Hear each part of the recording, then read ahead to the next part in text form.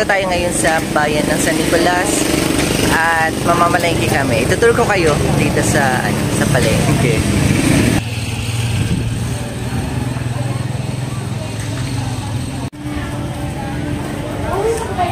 Ay, ang ganda na. Ang ganda na ng palengke, oh.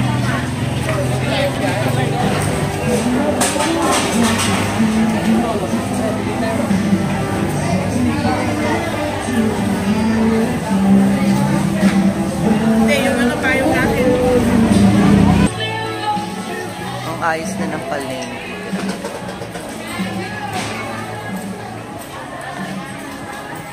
Ang ganda dito kasi hindi siya halo-halo. Parang separate yung gulay, separate yung mga meat, separate yung mga damit, separate yung mga pang grocery.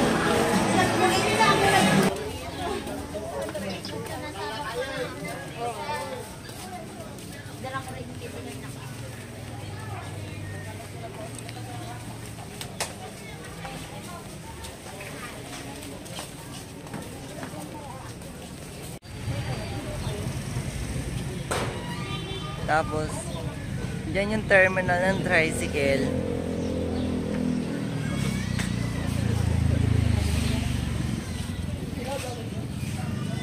So, pupunta na kami sa bibili na kami ng meat.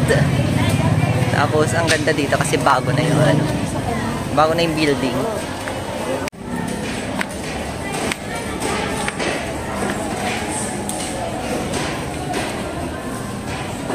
Dati madilim dito eh.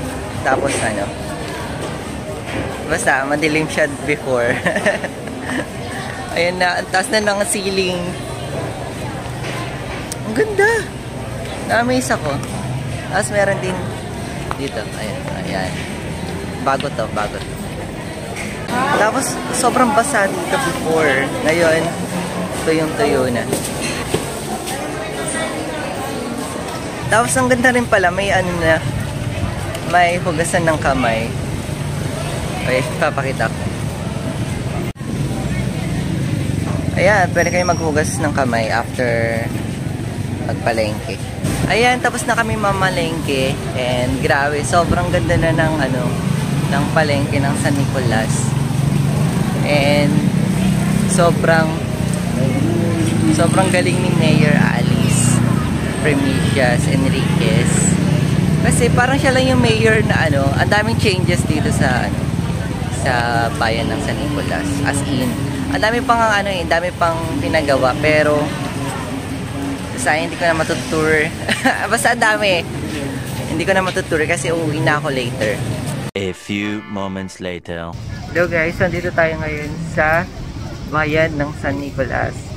And ipapakita ko sa inyo yung bagong gawang palengke dito. Kasi dati nag-vlog ako before. Tapos pinakita ko yung palengke. Pero ngayon, iba na yung look ng palengke.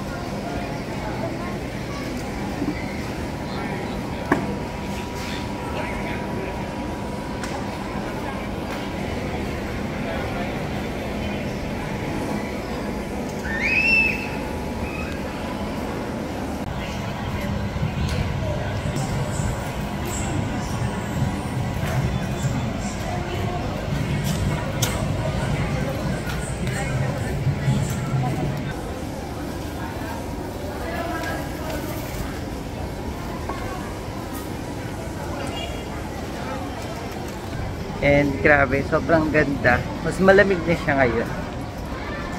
Tapos mas mataas yung ceiling, hindi na siya madilim, ganon. Tapos may exhaust pa kaya malamig. So, ayan lang. Grabe, sobrang daming improvement ng San Nicolas. Ang ganda. Ganda ng palengke. Malinis.